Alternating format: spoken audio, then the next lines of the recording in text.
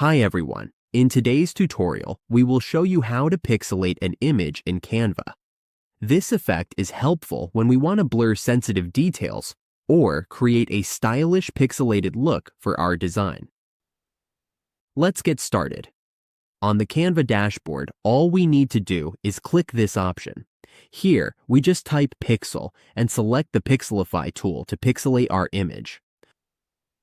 Once we click that option, let's wait for it to load. Now, we just need to choose the file we want to pixelate. Let's use this example. As we can see, the image is pixelated. If we drag the slider to the right, the image becomes clearer. If we drag it all the way to the maximum, it becomes even clearer. So the slider controls how pixelated or clear the image looks.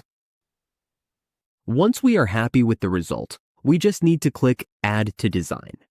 The image is now pixelated in our design, and that's how we pixelate an image in Canva. With just a few simple steps, we can protect privacy or add a creative effect to our visuals.